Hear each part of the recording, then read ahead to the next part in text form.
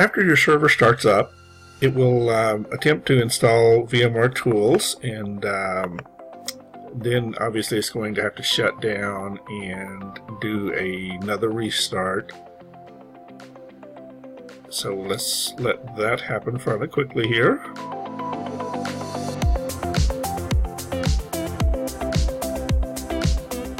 Now it's going to ask us to log in. On VMware, you have a VM tab up here where you can send a Control-Alt-Delete. You can also, on a Windows machine, do Control-Alt and Insert. We'll do, let's go in as administrator on this first time through here. So we'll click that, and we'll do a new password for our administrator.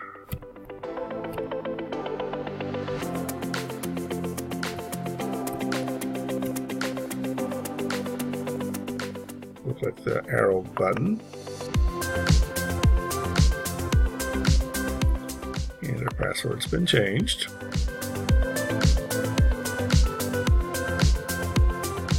We'll click on OK here so that we kind of resize our desktop on our next time through. So we'll go back to VM, send Control-Alt-Delete.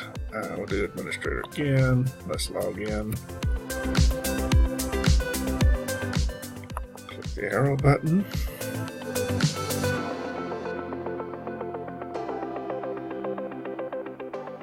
Given enough space, it should kind of resize this, but sometimes it doesn't. I'm not going to worry about it here, because what we're going to do actually now is we'll go to Windows Explorer here, and we'll go to Computer, and we can expand this out here. We'll go to Local Disk. We'll do Windows. We'll go to Windows, and then we will go to System 32.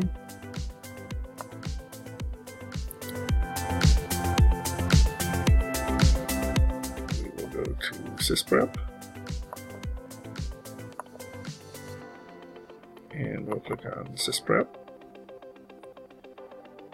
We'll do out-of-box experience, generalize, and then shut down. Now what we're doing here is we're setting this machine up the same way as a original equipment manufacturer, an OEM, would set up a server that they were going to send out to a client. And what that's going to allow us to do is it's going to allow us to clone this without having a duplication of MAC addresses. So that's going to be pretty important for this to work. If you skip this step about 3/4 through the process, it's not going to work. So this is a really important step to do. So what we're going to do, we're going to sysprep this machine. This is our base machine. Once we sysprep it, we are not going to start this machine again, like ever. We can go to the machine and we can duplicate it, but we do not want to restart this machine. So it's going to do the sysprep.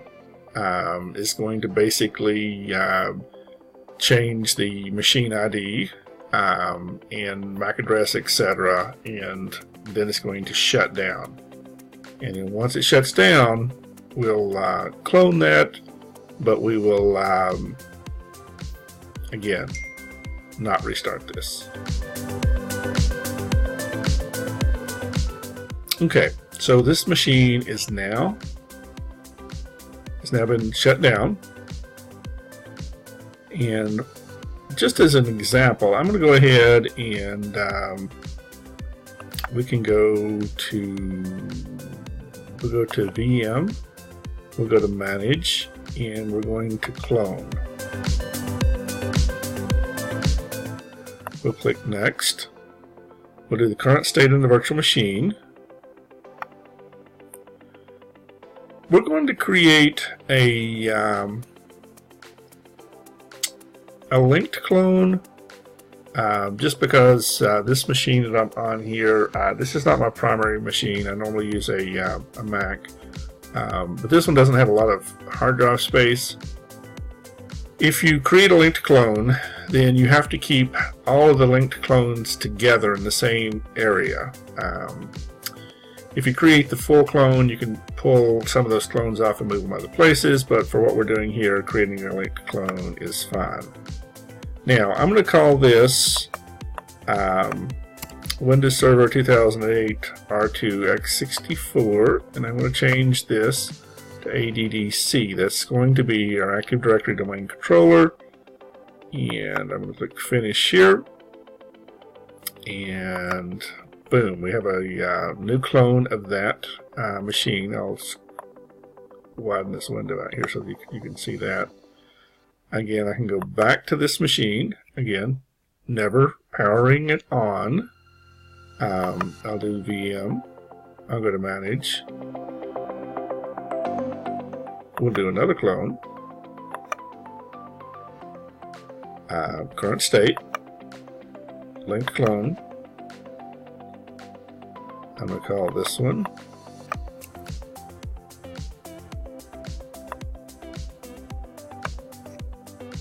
our, let's see, we got the ADDC.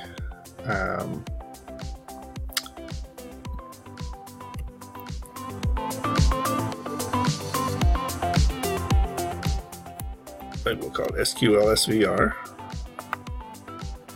That's going to be our SQL Server machine.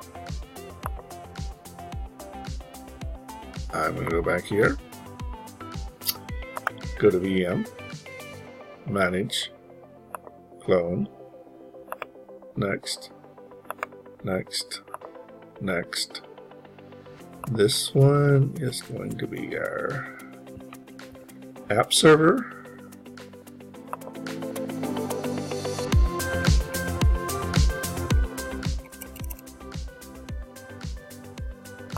We'll do Finish here. Close that. Go back up here. VM. Manage. Clone. Next. Next. And this one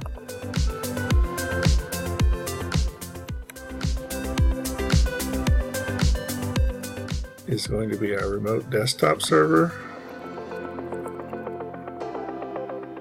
Maybe we should call it remote.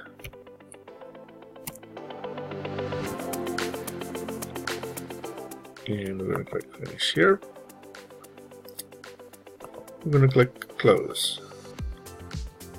Now, if you think it's going to be problematic for you to have this one here that you never open, you can actually remove that from the left side over here. It doesn't remove it from your machine, it just removes it from your library. So you can do that if you feel like you need to. I don't feel like I need to, and I think it's more convenient to be able to come up and, you know, click here once and then go to clone if I need to clone this again. So I can clone this as many times as I want to without it being problematic, as long as I don't reopen it. If I reopen it, then the Sysprep, that all messes up, and I get to start over with all of my machines new. Otherwise, our app server generally has an issue connecting. So, okay, so that does it. In our next video, we'll look at starting our ADDC.